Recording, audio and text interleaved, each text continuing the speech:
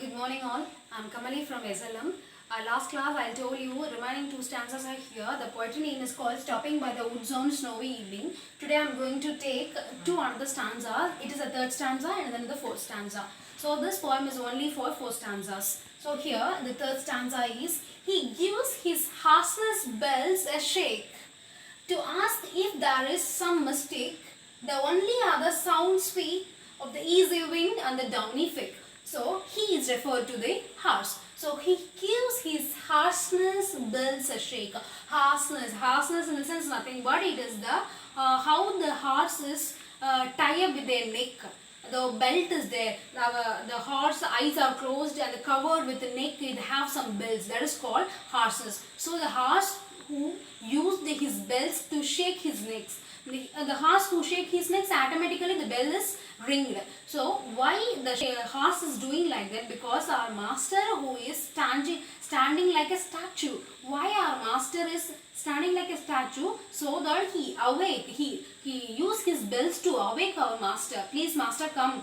We have many distance to go to the journey. Please don't waste our time. Please. That is called he used to make some sound through his bell. So he shake his head, he shake his neck to awake our master, to ask if there is some mistake. So what is that? The horse who think about if we commit any mistake, if we go any wrong place, or if we go is starting any wrong place, why our master are sitting like that? Why our master are standing like the front of the forest? So he himself thinking like, if we do any mistake, if he do any problem, so that our master was very sitting like statue. He was confused stage.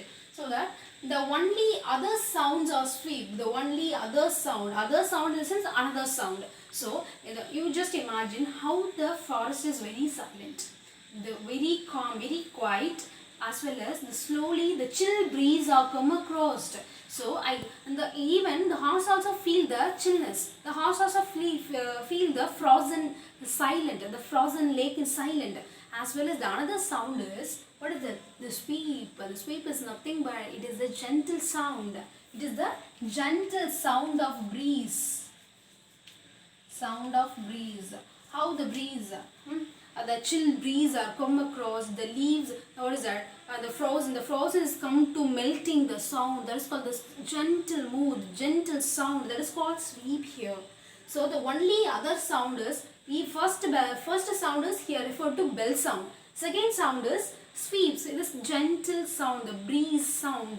Then of easy wind in the sense cool breeze, cooling breeze or cool breeze like that. So, of easy wind, cooling breeze. Easy wind in the sense the winter season breeze, the sound of the breeze, the moisturizing, the ventilated air is come across. So, our easy wind and downy fake. What is downy fake? Downy in the sense nothing but that. Downy in the sense feather. Feather in the sense how the lightness, how the weightless breeze are come across to me. We easily push out the breeze. People are very mesmerizing because the chill breeze are come across to me. How the we feel how like nature, feel with the nature is a very happyable moment. Like downy flake. Flake in the sense nothing but it is a small piece of something. Flake is a small piece of something, so that the cool breeze are come across to me. So these all those things are poet as well as the horse who feel with the nature, who realize with the nature. That is called here referred to easy wind and snowy fake. So you come to know that the stanzas has three sounds are here. Three different sounds are here. First one is harshness sound, the bell sound. Second sound is weep sound, gentle sound. Third one is downy flake, easy wind downy flake. Easy wind sound, downy flake is in chill breeze sound. So that is called three sounds are here in a third stanza. Then we go to the fourth stanza. And the woods are lovely, dark and deep. But I have promised to keep, and miles to go before I sleep, and miles to go before I sleep.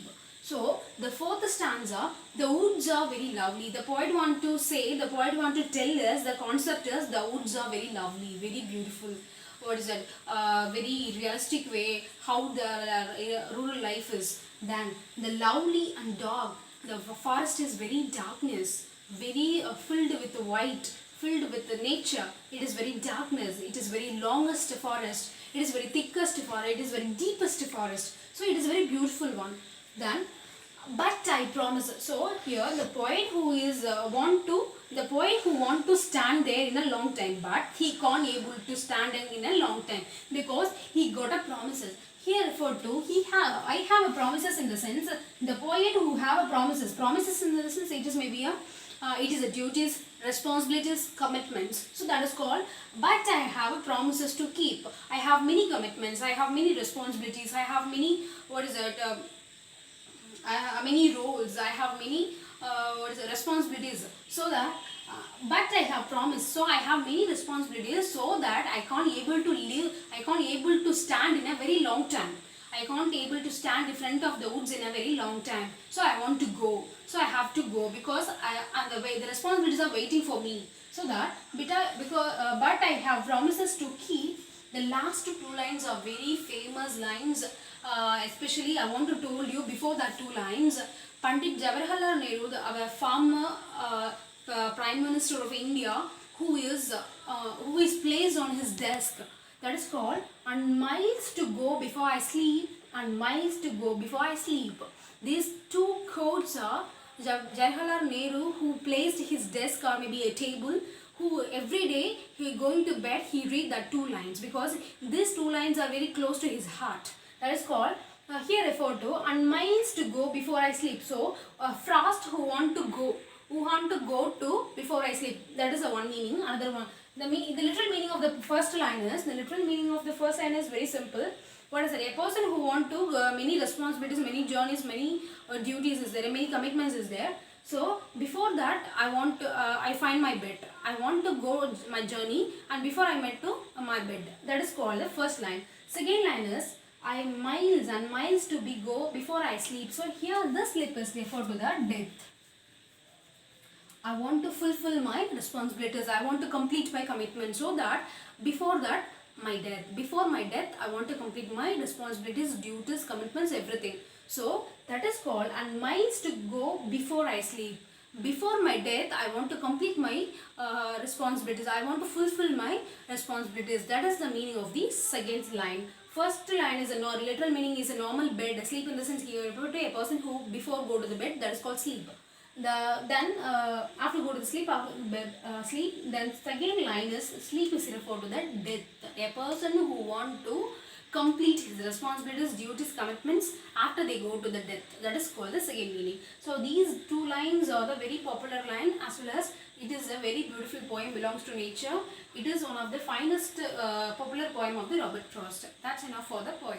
Okay, thank you so much for watching us. It's a very beautiful poem. I hope you understand this video. Thank you, students.